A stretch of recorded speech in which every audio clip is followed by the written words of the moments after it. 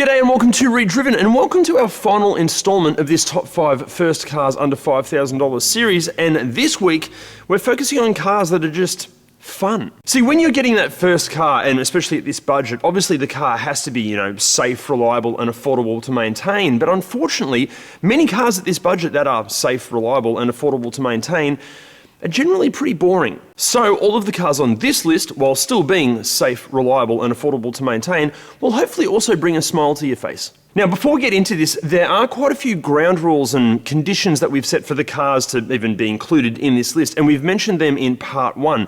If you haven't seen part 1, I highly recommend watching that first. The link for that video is up here and down in the description somewhere. Also, we've thrown in a few, let's say, handy hints when it comes to buying cars at this budget. But look, let's get into this, and kicking things off for the most fun cars under $5,000, it's the Bugatti Chiron Supersport. No, it's not, obviously, it's not that, but it's a car that's very similar to the Bugatti. It's the Honda Prelude. With both the Chiron and the Prelude having 4 wheels, an engine, a roof, and both being two-door coupes, technically speaking, they're nearly the same thing. Obviously, short of the fact that they are in no way the same thing at all. In terms of the Prelude, for this budget, we're talking about the 4th generation 1991 to 1996 models, and try your hardest to find one with a manual transmission. There's nothing inherently wrong with the automatic, but a manual Prelude is just way more fun. With the values of 3rd and 5th generation Preludes seeming to be on the rise, for whatever reason, the 4th generation cars seem to have missed the Prelude's inflation trend, and with some hunting, there are pretty decent examples out there for this budget. Look, don't get us wrong, any Prelude asking around $5,000 will most likely have travelled well over 200,000 kilometres, and will probably be covered in dents and scratches and all sorts of things, and you can also forget about getting behind the wheel of the more powerful and higher spec variants, but as long as it has a solid service history, they have an excellent reputation for reliability. Actually, I have a mate that used to own one of these non-VTEC 2.3 litre Preludes, and it became his track car. And because it was serviced and maintained all of the time, it racked up well over 400,000 Ks while still hammering around race circuits around Australia. It was an awesome thing. And as far as the fun factor goes, we're talking classic 1990s Honda sports car dynamics here. You sit so low to the ground, the steering, suspension, and balance were all engineered to offer genuine driver engagement.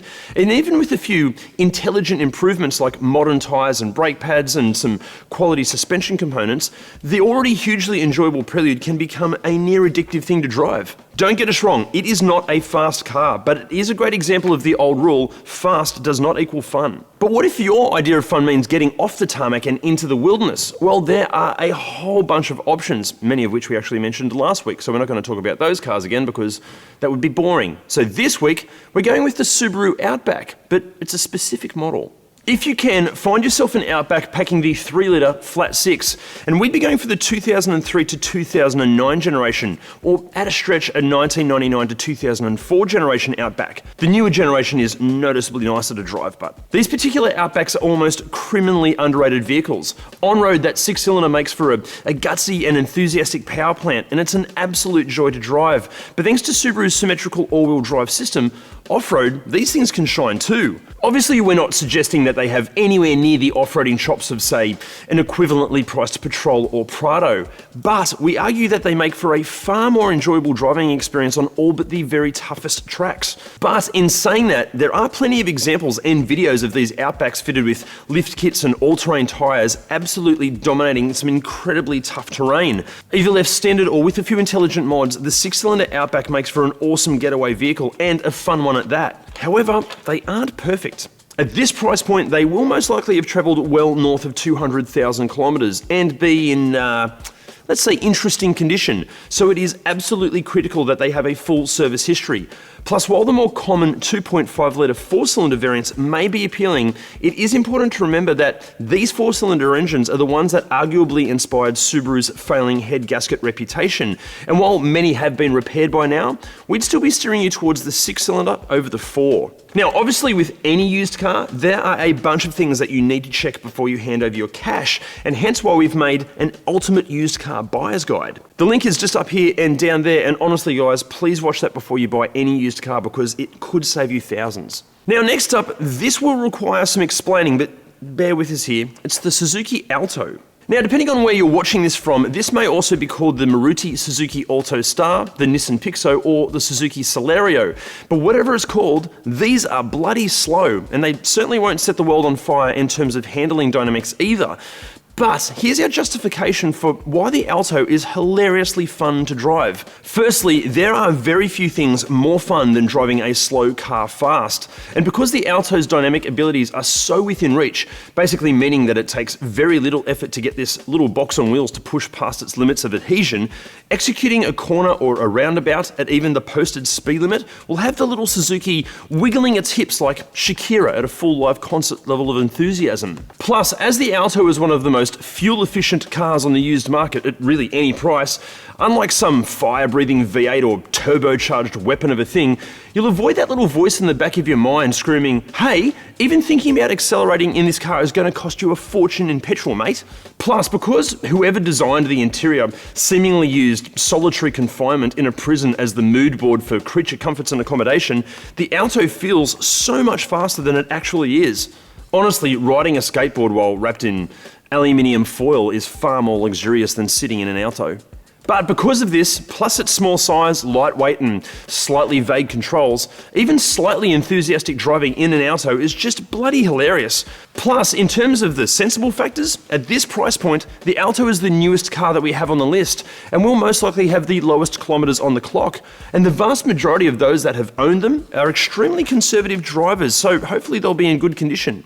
The car, I mean, not the owners. Actually, speaking of the owners, if anyone out there has an Alto and you live in Sydney or Newcastle or somewhere nearby and you'd be happy for us to feature your Alto on ReDriven, can you let us know in the comments or let us know over on Instagram, because we would love to feature one. But next up, it's another Honda. It's the Honda Accord Euro, or if you're watching this from North America, the Acura TSX. Now, we've covered the Accord Euro multiple times here on ReDriven, both in numerous top 5 videos, but also with a full review, the link for which is just up here and down there. And what a car this is.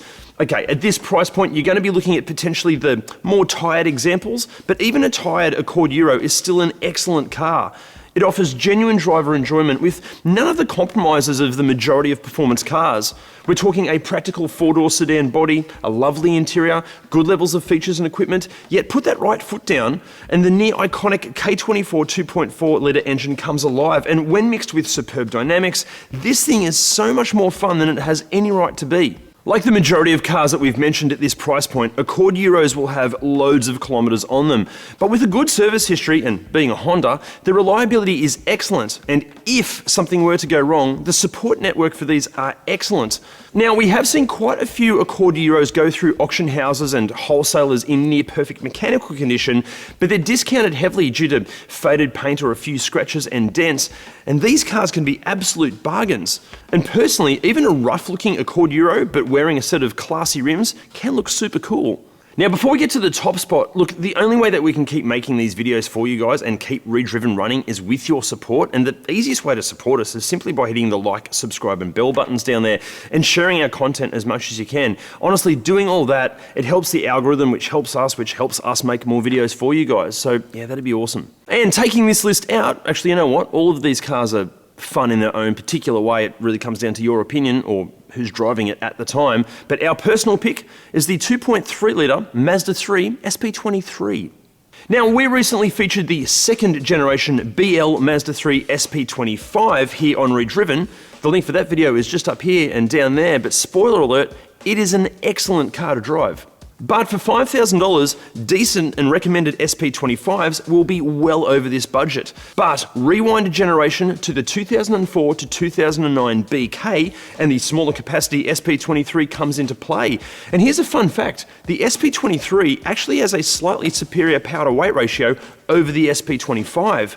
Plus, with the SP25 being newer and therefore more refined, the older SP23 arguably provides a more raw and tactile driving experience, and therefore is just more fun more of the time. Actually, you know what? We'll go as far as saying that the SP23 is genuinely one of the most underrated fun cars out there. It's certainly no hot hatch by any means, that's what the MPS or the Mazda Speed 3 is for, but the SP23, like the Accord Euro, provides such an entertaining and engaging driving experience, again without the compromises that can come with outright performance cars.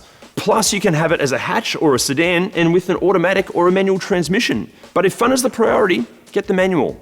But like all but the Alto on this list, chances are any SP23s at this price will have around 200,000 kilometres on them, and they're going to be in interesting condition. But with a solid service history, mechanically they are showing superb reliability. Now, depending on where you're watching this from, we do have a few honourable mentions that we need to throw on the list. Here in Australia and New Zealand, look, obviously sliding an old Falcon or Commodore around a paddock is enormously fun, and it will also sharpen up your driving skills. If you're in North America, you have so many options at this price point, but personally, a 1990s Ford Taurus or a noughties Ford Crown Vic looks like it would be a hilariously fun time. And for our European viewers, look, over there it is far easier to justify the maintenance and parts costs of really any E36 BMW through to 2002 to 2005 Mercedes-Benz C350s, or really any SLK for this budget.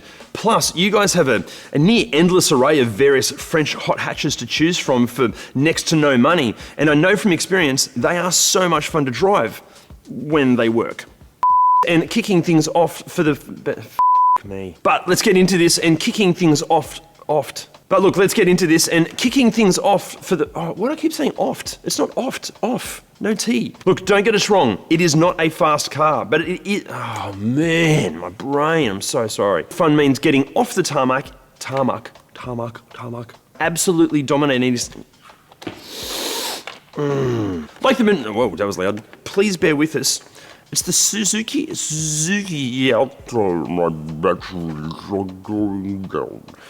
So guys, that's it for this particular series, but we want to know, what top fives do you want to see next? Do you want to see like a supercars list, or like another overrated off-roaders list, or maybe a worst SUV starting with R and ending with Range Rover?